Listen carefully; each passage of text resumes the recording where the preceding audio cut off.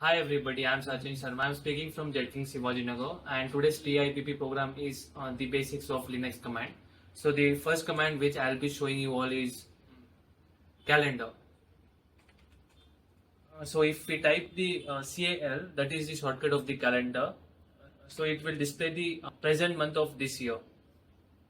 So the next command which I have is, if suppose I want to display the calendars of 2022, it will display the calendar of only the 2022's year only.